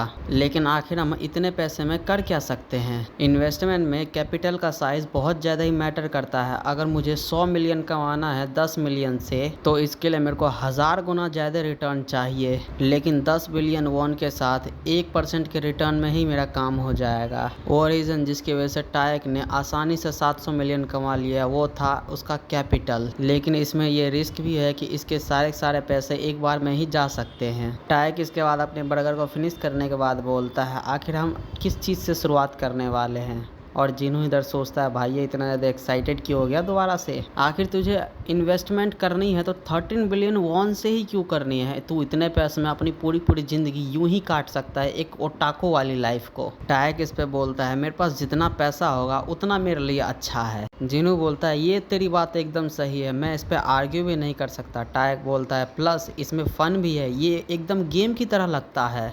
जिनू बोलता है, इसमें मज़ा तभी तक आता है जब तक तू पैसे बना रहा हो, इसमें मज़ा तब ख़त्म हो जाता है जब तू पैसे लूज़ कर रहा हो। और भाई साहब आसपास देख रहे हो, इसके पास PS5 पड़ा हुआ है, देख रहे हो लौंडे की अमीरी। टाइक इसके बाद जिनू से पूछता है, आखिर तेरे बारे में क्या? आखिर तू करना क्या चाहता है जब तू पैसे बहुत ज़्यादा कमा लेगा तो? जिनू ये सुनने के बाद सोचता है, इन्वेस्ट करने के लिए मेरे को फॉरसाइट देखना पड़ेगा और फॉरसाइट देखने के लिए मेरे को या तो ईगल देखना पड़ेगा या फिर एक गोल्डन स्मोक देखना पड़ेगा जो कि मेरे सामने अपेयर होता है। लेकिन ये बिल्कुल भी क्लियर नहीं है कब ये होगा और ये किस तरीके से होगा, और मैं इस चीज़ के लिए श्योर नहीं हूँ कि ये रिफ्लेक्स है या फिर और कुछ। ये तब अपेयर होता है जब मेरे पास कुछ सर्टेन इन्फॉर्मेशन आती है किसी चीज़ के बारे में। क्या मैं सच में फॉरसाइट देख सकता हूँ फाइनेंशियल मेटल से रिलेटेड, जैसा कि टाइक ने कहा मेरे को? जिनू फिर बोलता है, मेरे को पहले तो इन्फॉर्मेशन चाहिए। जिन्हों इसके बाद कुछ दिन बिताता है बहुत सारे इन्फॉर्मेशन इकट्ठा करने में, इकोनॉमिक्स आर्टिकल्स को पढ़ने में और बहुत सारी नई जानकारियाँ इकट्ठा करने में। इन्वेस्टमेंट के लिए इन्फॉर्मेशन उतना ही ज़रूरी है जितना कैपिटल है। Stock prices, oil prices, gold exchange rate, bond, ये सारी चीज़ें फ्लैक्चुएट करती हैं इन्फॉर्मेशन के बेस पे। इन दिनों में उस वेल डेवलप्ड डिस्क्लोज सिस्टम का शुक्रिया जिसकी वजह से कंपनीज और इंस्टीट्यूशंस को अपने कुछ इम्पोर्टेंट इन्फॉर्मेशन को बार बार रिलीज़ करना पड़ता है। इस चीज़ का शुक्रिया कि इसकी वजह से मैं कंपनीज के गुड और बैड साइड दोनों को ही एक साथ देख सकता हूँ। लेकिन ये जो पब्लिकली अवेलेबल इन्फॉर्मेशन है जिसको कि मैं एक्सेस कर सकता हूँ वो बहुत थोड़ा सा होता है। स्टॉक्स जिनके पास अच्छी खासी न्यूज़ थी वो पहले से ही ऊपर जा चुकी है और जिनके पास भी बैड न्यूज़ थी वो पहले से ही नीचे गिर चुकी है। यहाँ पे एब्सोल्युटली मेरे को कोई भी रिएक्शन फील नहीं हुआ। मेरे को कोई ऐसा इंसाइट चाहिए जैसे कि माउंटेन हिल और ओपेक मीटिंग के जैसा हुआ था। पीछे से टाइक चिप्स खाते हुए और कोल्ड ड्रिंक पीते हुए बोलता है, अपना टाइम ले आ, तेरे पे भले ही फॉरसाइट है लेकिन हमेशा हर एक चीज़ तेरे हिसाब से ही नहीं होता। टाइक इसके बाद एक कॉन्ट्रैक्ट को साइन करते हुए बोलता है, क्या हमें पहले एक कॉन्ट्रैक्ट नहीं बनाना चाहिए? जिनू बोलता है, कैसा कॉन्ट्रैक्ट? एक कॉन्ट्रैक्ट जो कि कहता हो हम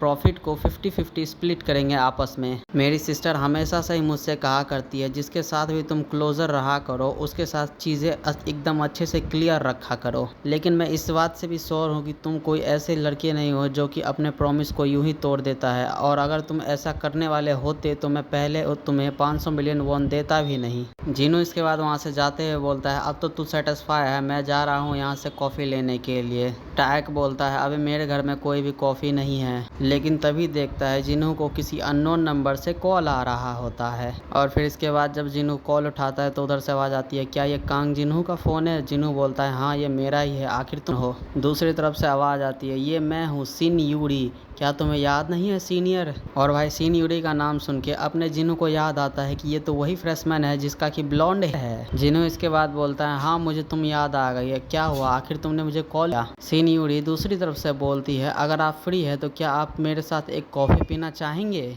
अब हमें सीन शिफ्ट होकर के मूनबग कॉफी का सीन दिखाया जाता है, जहाँ पे अपना जिन्हू आ चुका होता है और भाई जिन्हू को देखकर वो पीले वाले लड़की उसको अपने पास बुला लेती है।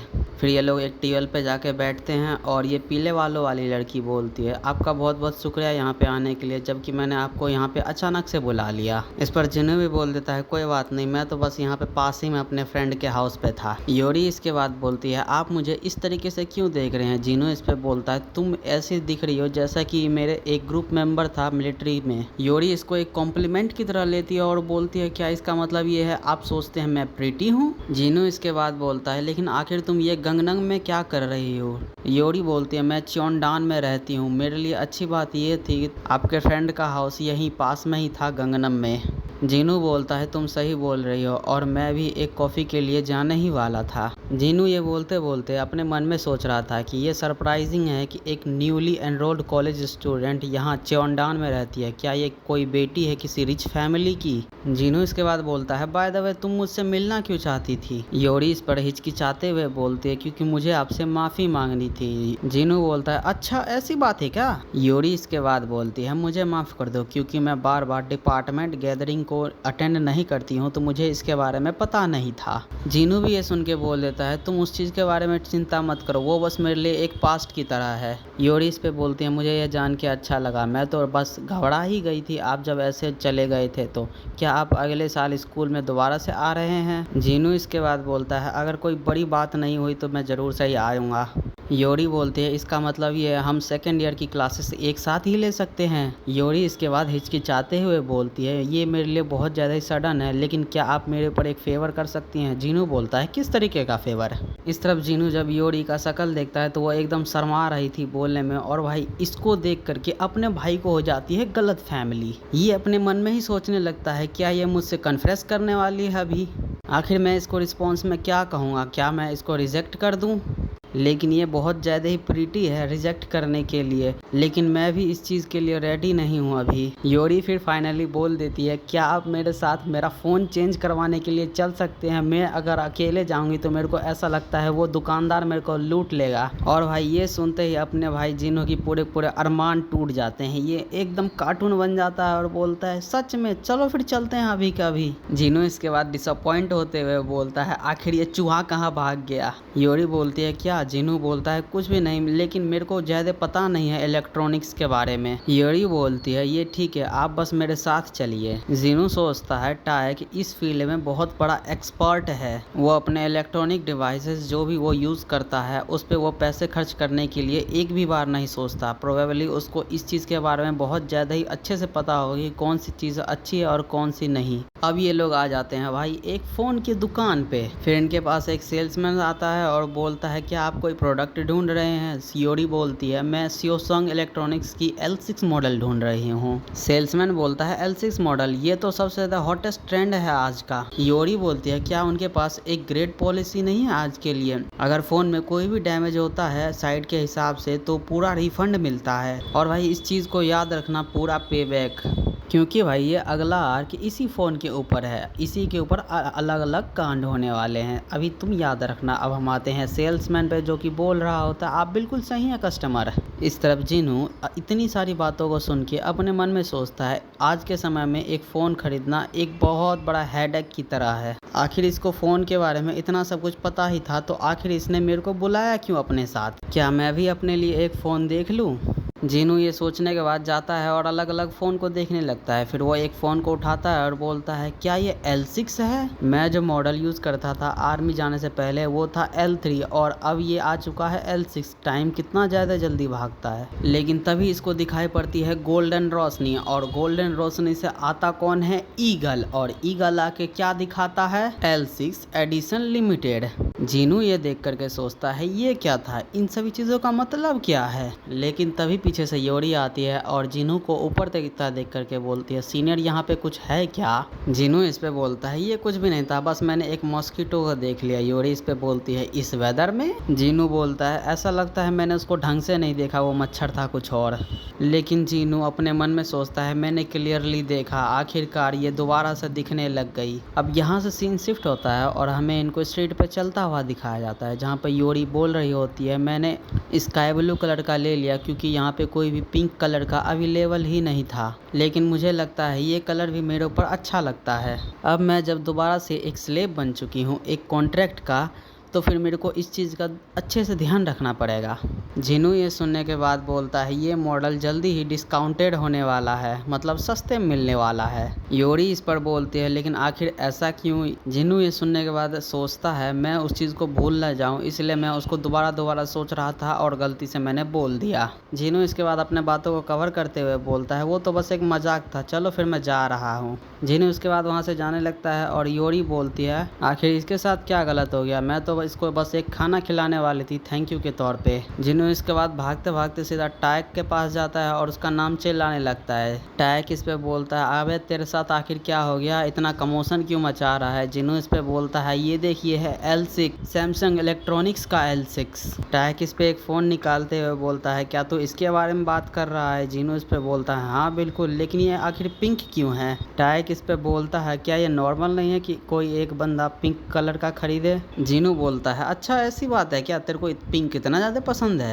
जिनू फिर इसके बाद टायक को सारी बातें बता देता है और टायक बोलता है तो इसका मतलब ये है कि तूने L6 को टच किया और तूने प्रेडिक्शन देखा कि ये डिस्काउंटेड हो जाएगा, लेकिन आखिर ऐसा क्यों होगा।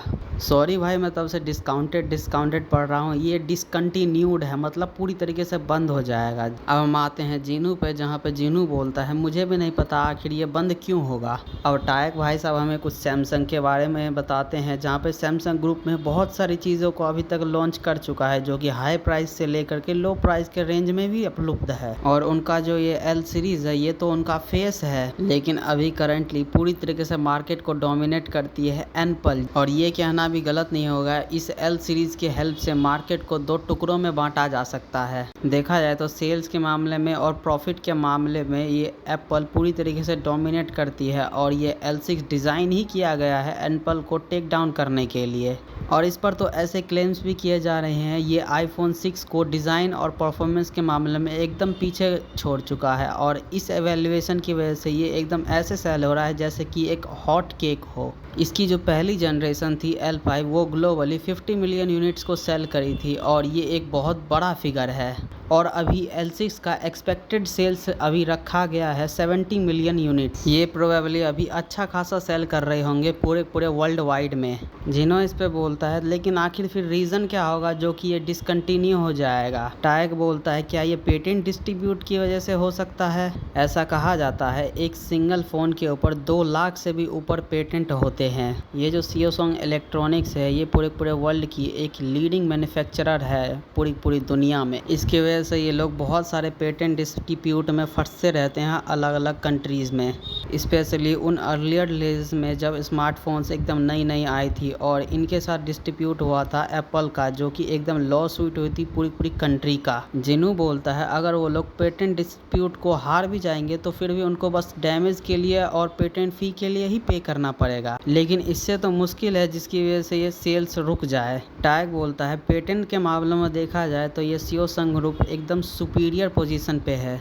टायक इसके बाद भाई ये एप्पल और सैमसंग की हिस्ट्री बताने लगता है कि वो CMDA एरा से बनाता है, वो इधर से बनाता है उधर से बनाता है, उन सभी को छोड़ तुम लोग हर एक को सी काम कर रही है वो चीज़। जिन्हों इसके बाद बोलता है आखिर इनका कोड इशू हो क्या सकता है जिसकी वजह से ये डिसकंटिन्यू होगा ये फ़ोन। क्या ये इशू इनके प्रोडक्शन की वजह से होगा जिसकी वजह से ये लोग डिसकंटिन्यू हो जाएंगे। टायक इस पर बोलता है मेरे को नहीं लगता है ऐसा होगा, अगर फ़ोन के साथ कुछ प्रॉब्लम भी आती है तो वो लोग इसको रिपेयर करेंगे या फिर इसको कंपनसेट कर देंगे, इसमें डिसकंटिन्यू वाली कोई बात ही नहीं आती है। जिन्हों अपने मन में सोचता है अगर मैन्युफैक्चरिंग पर्सपेक्टिव की तरफ से देखा जाए तो वो लोग ऐसी गलती बिल्कुल नहीं करेंगे जिसकी वजह से उनको हद से ज़्यादा लॉस हो, लेकिन आखिर फिर इसके पीछे रीज़न क्या हो सकता है जिसकी वजह से ये डिसकंटिन्यू हो जाएगा। अब हमें उसी रात का सीन दिखाया जाता है जिस रात ये लोग बात कर रहे थे। टायक वहाँ पे एक ज़ोरदार चीख मारता है। जिन्हों इसके बाद वहाँ पे आता है और बोलता है आखिर क्या हो गया, आखिर तू इतना चीख क्यों रहा है। टायक इस पे उस फ़ोन की तरफ इशारा करते हुए बोलता है मैंने इसको अपने सिरहोने के पास रखा रखा और वो एक्सप्लोड हो गया। जीनू बोलता है आखिर ऐसी कौन सी चीज़ है जो इतनी रात को एक्सप्लोड होती है। टायक बोलता है मैं गेम खेल रहा था, इसको चार्ज में लगा के जब मैं सोने के लिए चला गया तो ये अचानक से एक्सप्लोड हो गया। जीनू फिर चार्जर और फ़ोन की हालत देखता है और बोलता है चार्जर और फ़ोन दोनों एक साथ ही ब्लास्ट हो गया। टायक बोलता है ऐसा कौन सा फ़ोन होता है जो कि खरीदने के 1 वीक बाद ही एक्सप्लोड होता है, ये किस तरीके का बॉम्ब है। जीनू बोलता है अगर मुझे पता होता ये बॉम्ब की तरह ऐसे फट जाएगा तो मैं उसको कभी भी इस फ़ोन को बाय करने को नहीं बोलता। अब हमें फ़ोन की हालत दिखाई जाती है और देखने में ऐसा लग रहा है फ़ोन के ऊपर आलू निकल चुका है।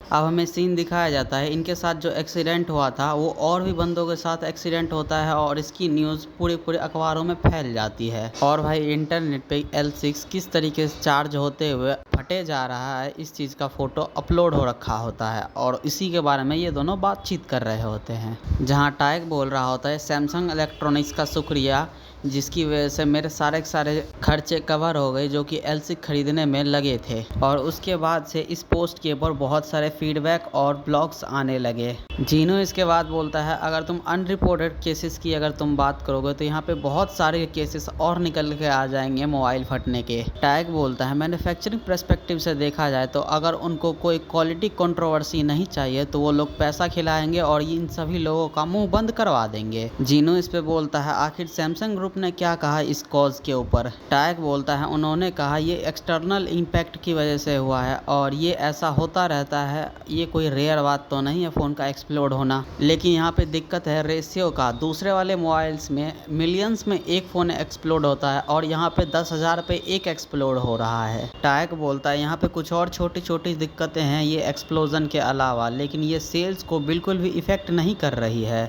जब तक कि iPhone 7 रिलीज़ नहीं होता लगता है L6 ही डोमिनेट करेगा। जीनू बोलता है क्या यहाँ पे कोई प्रॉब्लम हो गई थी मैन्युफैक्चरिंग प्रोसेस के दौरान। टायक बोलता है नो वे, सैमसंग ग्रुप ऐसा करे और वो भी इतनी छोटी सी मिस्टेक, ऐसा हो ही नहीं सकता। ऐसी मिस्टेक एक छोटी सी भी कंपनी नहीं करती है, फिर भी ये तो एक टेक जाइंट है। लेकिन ये हमारे लिए एक अपॉर्चुनिटी की तरह है क्योंकि हमारे पास कुछ इनक्रेडिबल इन्फॉर्मेशन है। जीनू इस पे बोलता है अबे जरा रुक, अगर सैमसंग इलेक्ट्रॉनिक्स ने पहले ही डिक्लेयर कर दिया डिसकंटिन्यूएशन को तो फिर हमारे लिए तो सब कुछ खत्म ही हो जाएगा। फिर उन सारे बिटकॉइन को सेल करना वो कोई इन्वेस्टमेंट की तरह नहीं था, वो बस एक गैम्बलिंग थी। और ये जो माउंटेन हिल का बैंक्रप्सी वाला केस था यहाँ पे हमारे पास कुछ खोने के लिए था ही नहीं। लेकिन इस बार केस बिल्कुल ही अलग है। अगर हम छोटा सा भी इन्वेस्टमेंट करना चाहते हैं तो हमें बहुत ज़्यादा ही सोचना पड़ेगा। अगर हम लोग मान लें कि वो लोग कुछ और फ़ोन नहीं बनाएंगे तो ये हमारे लिए एक प्रॉफिट वाली बात है। हमें सबसे पहले तो फिगर आउट करना पड़ेगा टाइमिंग को जब ये डिसकंटिन्यू होगा और यही चीज़ हमारे इन्वेस्ट को एक फ़्लो में चलाएगी जिससे कि हमें प्रॉफिट होगा। चल कुछ दिनों के लिए सिचुएशन को ऊपर से ही देखते हैं। अब हमें अगले दिन का सीन दिखाया जाता है जहाँ की एक डिलीवरी बॉय बोल रहा होता है हम आपको कारण के बारे में इन्फॉर्म कर देंगे जब हमें पता चल जाएगा आखिर ये फ़ोन किस तरीके से अब एक्सप्लोड हो गया था और कैश कंपनसेशन के बारे में। इसके आगे भाई ये डिलीवरी वाला तो नहीं बोलता लेकिन जीनू बताता है सबसे पहला कंडीशन कैश कंपनसेशन को रिसीव करने के लिए तुम्हें कोई भी इंफॉर्मेशन एक्सपोज नहीं करना है ऑनलाइन जब तक कि इन्वेस्टिगेशन का रिजल्ट बाहर नहीं आ जाता। जीनू खिड़की से उस बंदे को जाता हुआ देख करके बोलता है ऐसा लगता है यहाँ पे कुछ और ऐसे ही इंसिडेंट हुए हैं। ये जो पर्सन हमारे पास आया था ये कोई सब कॉन्ट्रैक्टर भी नहीं था, ये एक कंपनी का एम्प्लॉय था और ये इतना भी ज़्यादा सरप्राइज नहीं था ये L6 का ऐसी हालत देख करके। और इसके एक्सप्रेशन के हिसाब से अगर मैं बताऊं तो यहाँ पे और भी ज़्यादा एक्सप्लोजन हुआ होगा जितना कि हमें पोस्ट में दिखाया गया है। अगर ये कोई सिंपल सी डिवाइस मैन्युफैक्चरिंग होती तो ये डिसकंटिन्यू नहीं होता, लेकिन ये एक्सप्लोजन एक अलग बात है। और फ़ोन्स जो कि है स्पेशली सेंसिटिव होते हैं जब ये सेफ्टी इशू की बात आती है तो, क्योंकि फ़ोन्स को लोग हमेशा अपने पास ही रखते हैं। अगर टायक जब ये फ़ोन एक्सप्लोड हुआ था तब वो अपने हाथ में लेकर रखा होता तब वो उसका हाथ भी जल सकता था। और भाई जब जीनू ये सारी बातें हमें एक्सप्लेन कर रहा है तो हमें दिखाया जाता है कि उस बंदे की कार में और भी बहुत सारे फ़ोन पड़े रहते हैं फटे हुए। अगर ये एक्सप्लोजन ऐसा ही होता रहा तो ये इनफ रीज़न होगा जिससे कि ये फ़ोन बिल्कुल ही डिसकंटिन्यू हो जाएगा। जीनू इसके बाद टायक से बोलता है अगर L6 डिसकंटिन्यू हो गई तो वो लोग अपने ऑपरेशन प्रॉफिट का 40% लॉस कर देंगे। टायक इस पे बोलता है ये उनके लिए इतना भी बुरी बात नहीं है, उनके पास अभी भी बहुत सारे मॉडल्स के फ़ोन होंगे हाई बजट से लेकर के लो बजट में, और उनके पास प्रीवियस मॉडल्स भी तो है। लेकिन ये ज़रूर से ही हर्ट करेगा सैमसंग ग्रुप को। बस तुम इसके बारे में सोचो, अगर ये फुल रिफंड हर एक डिवाइस के लिए जब 1 मिलियन वॉन होगा तो यहाँ पे टोटल में 6 ट्रिलियन वॉन इनको रिफंड करना पड़ेगा। कंसिडर करें इनके एक्सपेक्टेड प्रॉफिट को और इनके गिरे हुए ब्रांड वैल्यू को, तो इनका लॉसेस और भी ज़्यादा मल्टीप्लाई हो जाएगा। जीनू इसके बाद टाइक से काम की बात बोलता है। वो पूछता है आखिर हम इन्वेस्ट कैसे करने वाले हैं। अगर हम कोई अच्छी न्यूज़ को प्रेडिक्ट करते हैं तो हम बस जाके स्टॉक्स खरीद लेते हैं, लेकिन अगर अब बात आती है बैड न्यूज़ पे तो यहाँ पे कुछ लिमिटेड ऑप्शंस ही बचते हैं हमारे पास। टाइक इस पे बोलता है क्या इन्हीं सभी सिचुएशन के लिए शॉर्ट सेलिंग नहीं बनी है क्या? जीनू बोलता है तू सही तो बोल रहा है। सिंस तेरी ये OTK कंपनी एक फॉरेन आइडेंटिटी की तरह हमारे लिए काम करेगी तो ये हमारे लिए आसान होगा एक ब्लैक हेयर्ड फॉरेनर की तरह दिखाने में। शॉर्ट सेलिंग उतना भी ज़्यादा मुश्किल नहीं है। रेगुलर स्टॉक्स को सिर्फ बाय करना होता है और सेल करना होता है। शॉर्ट सेलिंग में इन्वॉल्व होता है सबसे पहले स्टॉक को बाय करना, फिर सेल करना और इसको दोबारा से चीपर प्राइस पे खरीद लेना ताकि रिपे किया जा सके और इससे प्रॉफिट बनाया जा सके। इवन तुम शॉर्ट सेलिंग करते हो एक स्टॉक की जिसका वर्थ होता है 100 मिलियन और उसको दोबारा से खरीद लेते हो 10 मिलियन पे, तो तुम्हारा प्रॉफिट मार्जिन होता है 99%। लेकिन कोई भी स्टॉक इतना ज़्यादा नीचे नहीं गिरता। भले ये L6 पूरा डिसकंटिन्यू हो जाए लेकिन फिर भी ड्रॉप आएगा 20 या फिर 30% का। तो हम इन्वेस्ट करने वाले हैं 13 बिलियन, जिससे कि हमें 3 से 4 बिलियन का प्रॉफिट हो। लेकिन ये भले ही हमारे लिए एक ह्यूज प्रॉफिट है, लेकिन क्या यहाँ पे बस थोड़ा सा ज़्यादा प्रॉफिट बनाने का कोई तरीका नहीं है क्या? टाइक इस पे बोलता है क्या होगा अगर हम फ्यूचर एंड ऑप्शन में ट्रेड करें तो? जीनू इस पे बोलता है मेरे को इसके डेरिवेटिव्स के बारे में इतना ज़्यादा नहीं पता, क्योंकि इसको सीखने के लिए कम से कम 3 से 4 साल लगते हैं और हमारे पास जो छोटा सा फंड है हमारे इन्वेस्टमेंट क्लब में, उतने से पैसे से तो हम मार्केट में अप्रोच तक नहीं कर सकते। जीनू इसके बाद सोचता है करंटली हमारे पास $12.5 मिलियन है। इतना पैसा हमारे लिए इनफ है कि हम कुछ ट्राई तो कर ही सकते हैं, लेकिन हमें कोई ऐसा चाहिए जिसको कि डेरिवेटिव्स के बारे में नॉलेज हो। लेकिन ह्यूंजो बिल्कुल नहीं। अगर उसने हमसे पूछ लिया आखिर हम फ्यूचर और ऑप्शन पे किस भरोसे जा रहे हैं, तो हमारे पास उसको देने के लिए कोई अच्छा आंसर ही नहीं रहेगा। टाइक के सुनने के बाद एक कार्टून सा चेहरा बनाता है और बोलता है बस तू उसको सच सच बता दियो कि तेरे पास फोरसाइट वाली एबिलिटी है। जिन्हों इस पे बोलता है तेरे पास जीने के लिए बहुत सारी लाइफ्स हैं क्या? आखिर तू बिग सिस ह्यूंजो को इतना ज़्यादा अंडर एस्टिमेट क्यों करता है ऐसी सिचुएशंस में? जीनू इसके बाद बोलता है मैं किसी को जानता हूँ। टाइक बोलता है कौन है वो? जीनू बोलता है पार्क सांगियो, फॉर्मर प्रेसिडेंट हमारे रियल इन्वेस्टमेंट क्लब का। कुछ लोग उसको लुनेटिक भी कहा करते हैं और कुछ लोग उसको जीनियस भी कहा करते हैं। अब भाई साहब बारी आती है ऑथर की, और वो हमें बताता है इस दुनिया में 2 तरीके के जीनियस होते हैं। एक जो कि ब्रिलियंट होते हैं बहुत सारे फील्ड में, और दूसरे वो जो कि एक ही फील्ड में एक्सपर्ट होते हैं। और ये सांगियोप इसी फील्ड से बिलोंग करता है। वो बचपन से ही ऑस्ट्रेलिया में बड़ा हुआ है, इसीलिए उसके लिए इंग्लिश कोई भी प्रॉब्लम नहीं थी, लेकिन उसके ओवरऑल ग्रेड्स एकदम बिलो एवरेज थे। लेकिन वो रीज़न जिस वजह से वो सीनियर कोरियन यूनिवर्सिटी में एंटर कर पाया वो है उसका टैलेंट। वो मैथमेटिकल प्रोटेजी था। वो 4th ईयर की क्लासेस में बैठा करते थे जबकि वो फ्रेशमैन थे। वो पूरी तरीके से ऑब्सेस हो चुके थे जो भी प्रॉब्लम प्रोफेसर दिया करते थे। वो इससे इतना ज़्यादा ऑब्सेस्ड हो चुके थे, बिना खाए बिना सोए 3 दिन तक लगातार जग के उन्होंने प्रॉब्लम को सॉल्व किया था। फिर उसके बाद उन्होंने बाय चांस एक इन्वेस्टमेंट क्लब को ज्वाइन कर लिया,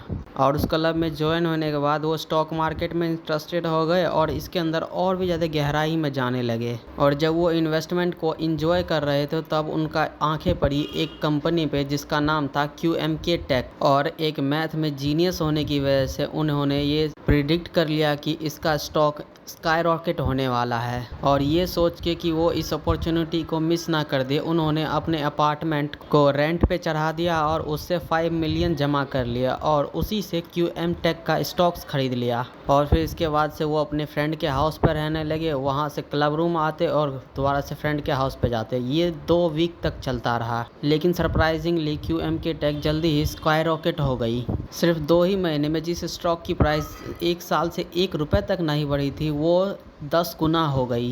और एक मंथ के इन्वेस्टमेंट जो कि 5 मिलियन वॉन था वो अब 50 मिलियन वॉन बन चुका था। और अपने पहले इन्वेस्टमेंट को सक्सेसफुल होता देख करके सीनियर ने अपने हर एक चीज़ को साइड हटा दिया और अब पूरी तरीके से डाइवर्ट हो गए कॉर्पोरेट एनालिसिस में। देखा जाए तो उन्हें कुछ कुछ समय पे लॉस भी हुआ, लेकिन वो बार बार प्रॉफिट बनाते रहे। और जिस समय मैं क्लब में ज्वाइन हुआ उस समय सीनियर सांग का इन्वेस्टमेंट फंड ग्रो होकर के बन चुका था 300 मिलियन वॉन। और ये इतना ज़्यादा बड़ा अमाउंट होता है जो कि एक कॉलेज स्टूडेंट कभी भी टच भी नहीं कर सकता। एक नॉर्मल पर्सन इतना ज़्यादा इस पैसे को देख करके पूरी तरीके से सेटिस्फाई हो जाता, लेकिन सीनियर सांग्योप के लिए इतना ज़्यादा ये इनफ नहीं था। वो इस चीज़ के लिए सबसे ज़्यादा रिग्रेट करते थे उनके इनिशियल फंड को लेकर। अगर वो इन्वेस्ट करते 100 मिलियन वॉन तो वो बन जाता 6 बिलियन वॉन। और भी ज़्यादा हायर रिटर्न के लिए सीनियर सांग्योप ने रिसर्च और एनालाइज किया ऑप्शन मार्केट को।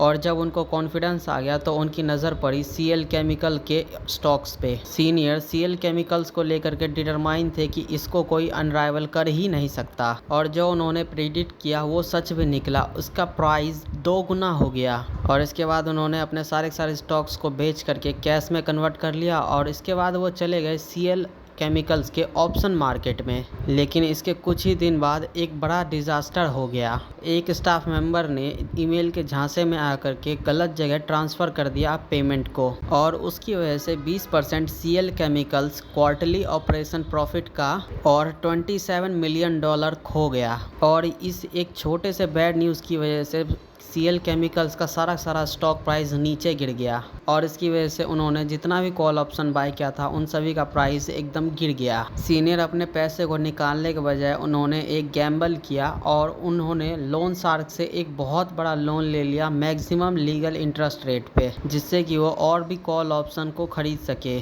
लेकिन एक्सपायरी डे के दिन तक भी कोई भी स्टॉक रिकवर नहीं हो पाए और उनका 300 मिलियन वॉन से भी ज़्यादा इन्वेस्ट किया हुआ पैसा डूब गया। जब वो लोन को रिपे नहीं कर पाए तो इलीगल कलेक्शन प्रैक्टिसेस चलने लगी लोन शार्क की तरफ से और इसके बाद से सीनियर सांग्योप डिसअपेयर हो गए। फिर बहुत समय बाद सीएल केमिकल्स के स्टॉक्स में बहुत बड़ा उछाल आया, लेकिन वो स्टोरी बाद के लिए। लेकिन अगर सीनियर सांग्योप ने अगर एक्चुअल स्टॉक्स को बाय किया होता तो उनका इन्वेस्ट किया हुआ 300 मिलियन वॉन अब 700 मिलियन वॉन बन चुका होता। लेकिन उन्होंने गैम्बलिंग की कॉल ऑप्शन में तो उन्हें एक पेनी तक नहीं मिला। तो चलो भाई, इसी के साथ ये सांग्योप की पास्ट स्टोरी ख़त्म होती है। और तुम लोग सोच रहे होगे मैं ये स्टोरी तुम लोगों को क्यों बता रहा हूँ, क्योंकि भाई ये एकदम ओपी कैरेक्टर होने वाला है फ्यूचर में। अगर तुम लोगों ने रिवॉन रिच मानवा देखा होगा तो एमसी का डैड का जो फ्रेंड होता है बिल्कुल वैसा ही ये कैरेक्टर होने वाला है। जैसे वो बंदा अपने एमसी के लिए गधे की तरह काम नहीं करता, ये भी अपने एमसी के लिए गधे की तरह काम करने वाला है। अब हमें सीन दिखाया जाता है जहाँ पे जिन्हों ने इसको मिलने के लिए बुला लिया होता है और ये आते हुए बोलता है, आखिर तुम कैसे हो जिनू, बहुत लंबा समय हो गया जब हम मिले हैं। जिनू इस पे बोलता है, आपको पता है आपका नंबर ढूंढने के लिए मैंने कितने पापड़ बेले हैं। सांग्योप बोलता है, मुझे उस चीज के लिए माफ कर देना, लेकिन क्या तुम श्योर हो कि तुम हमारे लिए फूड बाय करने वाले हो। जिनू बोलता है, आप हमेशा ही हमारे लिए पे किया करते थे तो इस बार मैं आपके लिए पे कर देता हूँ। सांग्योप पूछता है, वो सब तो ठीक है लेकिन आखिर ये कौन है। जिनू बोलता है, ये मेरा फ्रेंड है टाइक ग्यू। सांग्योप बोलता है, तो ये वही फ्रेंड है जो कि अपने मिडिल स्कूल में बिटकॉइन बाय करता था। बहुत बुरा हुआ, अगर तुमने अपने प्राइवेट की को ढूंढ लिया होता तो तुम अभी रिच होते। जिनू बोलता है, अब आप क्या कर रहे हैं वहाँ से निकल जाने के बाद। सांग्योप बोलता है, वहाँ से निकलने के बाद मेरे को जो काम मिला वो काम मैंने किया। मैंने कंस्ट्रक्शन वर्कर के तौर पे काम किया, ड्राइवर के तौर पे काम किया और भी बहुत कुछ काम किया मैंने। और अब मैं एक क्राइम स्कूल में रहता हूँ और कॉलेज बॉन्ड स्टूडेंट को मैथ सिखाता हूँ। पसीना बहा के काम करने के बाद मेरे को रियलाइज़ हुआ कि आखिर एक 100 वॉन के कॉइन की भी कितनी वैल्यू होती है। मेरे को बस अभी 2 मिलियन और ही देना है। मैं थोड़ी सी मेहनत और करूँगा और मैं इन सभी पैसों को चुका दूंगा। जिनू ये सुनने के बाद सोचता है, ये बिलियंस कमाया करते थे लेकिन एक ही रात में ये डेप्थ में आ गए। नॉर्मली तुम ये एक्सपेक्ट करोगे कि कोई ये ऐसा होने के बाद गिव अप कर देगा और डिस्पेयर में गिर जाएगा। राइट, मैं तभी से ये फील कर सकता हूँ जब मैं इनसे मिला था। ये कोई एक ऑर्डिनरी पर्सन ऑप्शन नहीं है। सांग्योप बोलता है आखिर तुम मुझसे मिलना क्यों चाहते थे। जिन्हू बोलता है मुझे आपसे फ्यूचर एंड ऑप्शन के बारे में सीखना है। सांग्योप बोलता है क्या तुमने पहले से ही फ्यूचर एंड ऑप्शन के लिए एक अकाउंट बनवा लिया है। जिन्हू बोलता है वो हमारे लिए कोई प्रॉब्लम नहीं है, लेकिन अपने मस्त है मेरे पास OTK कंपनी है इस चीज़ के लिए। सांग्योप बोलता है फ्यूचर एंड ऑप्शन दोनों ही डेरिवेटिव्स होते हैं, क्या तुम्हें इन दोनों के बारे में डिफरेंस पता है। और इसके बाद भाई सब ये फ्यूचर एंड ऑप्शन के बारे में ये सारे ज्ञान फैलता है। अगर तुम लोगों को जानना है तो तुम ये मांगा पैनल पढ़ सकते हो ऑफिशियल वेबसाइट पे जा करके। अब भाई सब ज्ञान लेना खत्म हुआ। जिन्हू अब अपना नोट्स बनाना शुरू करता है। वो यहाँ पे वो बोलता है ऑप्शन मामले में तुम ट्रेड को सेल कर रहे होते हो और ऑप्शन एक्सपायरी डेट पे बेस्ड होता है पूरी तरीके से। और ऑफ कोर्स दोनों में ही बायर्स होते हैं और सेलर्स होते हैं, लेकिन ऑप्शंस को यूज करने का अधिकार सिर्फ बायर्स को है। और भाई तुम लोग फ्यूचर एंड ऑप्शन को देखना चाहते हो तो इस मांगा पैनल से थोड़ा मोड़ा समझ सकते हो। टाई कितनी सारी बातों को सुनने के बाद बोलता है इसका मतलब ये नहीं है ऑप्शन सेलर को एक डिसएडवांटेज मिलता है। सांग्योप बोलता है यही तो ऑप्शंस की एक मजेदार बात है, लेकिन मार्केट में विन रेट सबसे ज्यादा होता है ऑप्शन सेलर का।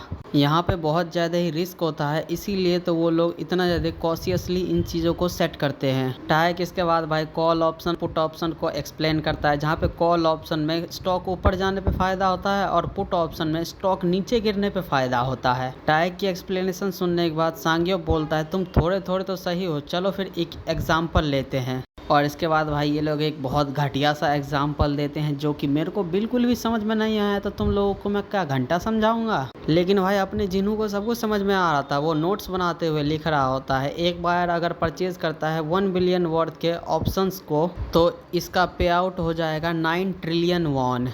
सांग्योप ऐसा सुनने के बाद कोका कोला ऑन करते हुए बोलता है और ऑफ कोर्स ऐसा कभी रियलिटी में तो नहीं होने वाला, हमेशा बैड न्यूज़ ही आएंगी अच्छी न्यूज़ के अलावा। और जब चीज़ें ऐसी होती है तो ऑप्शन का जो प्राइस है वो स्काई रॉकेट होकर 100 टाइम्स हो जाता है और ऑप्शन सेलर को इस अमाउंट को पे करना पड़ेगा। इसके बाद ये लोग खाना खाने लगते हैं, जहाँ जिन्हू सैमसंग इलेक्ट्रॉनिक्स के बारे में सांग्योप को बता रहा होता है। सांग्योप इसके बाद बोलता है क्या ये कॉल ऑप्शन है या फिर पुट ऑप्शन।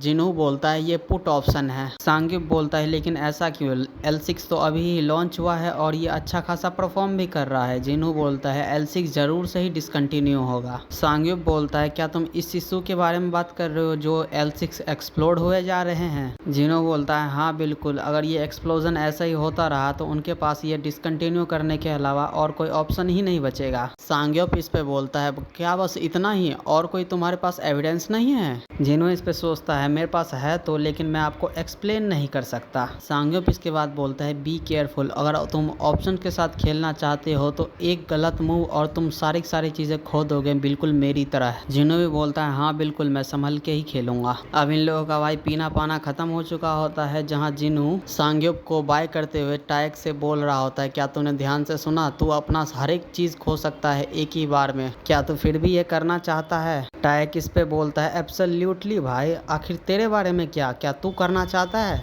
जिन्हू इस पे बोलता है चल एक बार इसको चांस दे के देखते हैं। तो फिर चलो भाई इसी के साथ इस वीडियो को यहीं पे ख़त्म करते हैं और अब बात करते हैं इस मानवा के बारे में। अगर तुम लोगों को ये मानवा अच्छी खासी पसंद नहीं आती है तो मैं इस मानवा को अब बंद कर दूंगा। भाई अगर कोई ये मानवा देखना ही नहीं चाहता तो ये मानवा को मेरे को एक्सप्लेन करने का फ़ायदा ही क्या। तो इस मानवा के बाद जो अगली वीडियो आने वाली है वो भी 1 घंटे की ही होने वाली है, क्योंकि भाई अब जो की है मैं 1 घंटे की ही वीडियो डाला करूँगा, भले ही वो कोई भी मानवा हो। अगर इस मानवा पे अच्छा खासा सपोर्ट नहीं आता तो इसको बंद करके a modern man who got reincarnated in movie world इसी को ही कंटिन्यू करेंगे और कंप्लीट करेंगे।